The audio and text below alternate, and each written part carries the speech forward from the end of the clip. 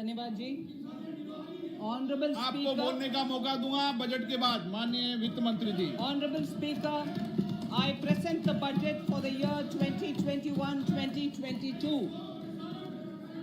As introduction, Honorable Speaker, the preparation of this budget was undertaken in circumstances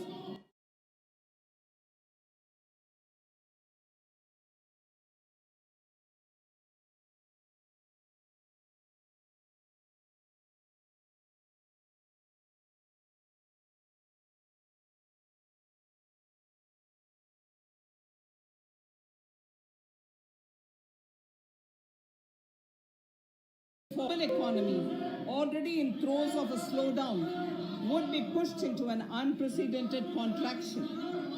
We could not have also imagined then that our people, as those in other countries, would have to endure the loss of near and dear ones and suffer hardships brought about due to a health crisis. The risk of not having a lockdown was far too high. Within 48 hours of declaring a 3-week long complete lockdown, the Prime Minister announced the Pradhan Mantri Garib Kalyan Yojana, valued at 2.76 lakh crores, that provided free food grain to 800 million people, free cooking gas for 80 million families for months, and cash directly to over 400 million farmers, women, elderly, the poor, and the needy. Even as a large section of citizens stayed home, milk, vegetables, fruit suppliers, health and sanitary workers, truck drivers, railways and public transport workers, bank employees, electricity workers, our annadatas, police, firemen and the armed forces all had to go about their work as normal, but with the additional anxiety of the virus hanging over them. We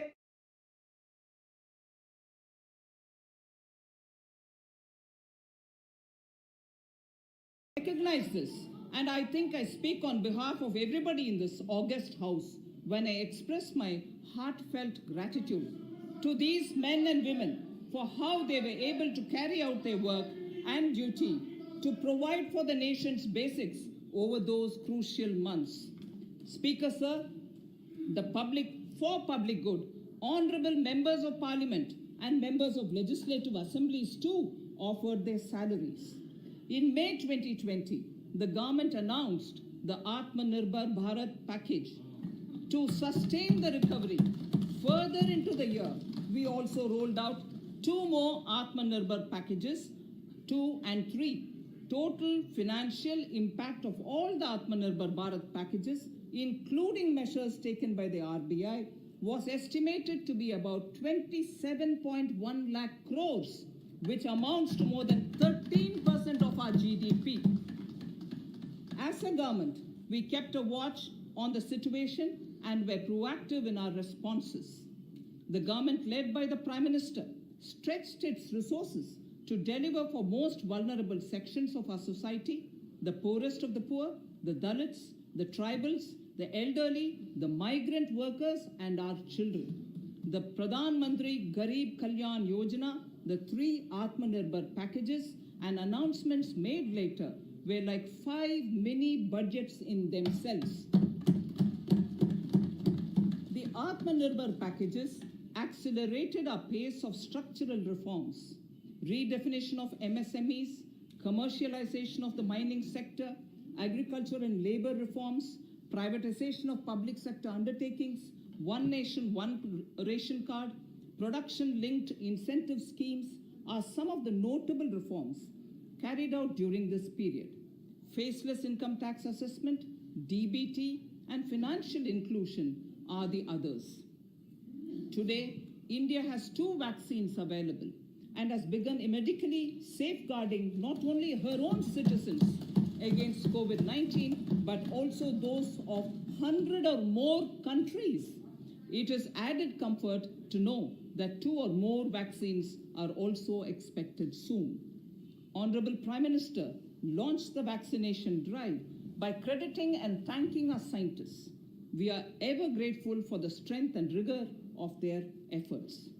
Having said that, we are all reminded time and again that our fight against COVID-19 continues into 2021.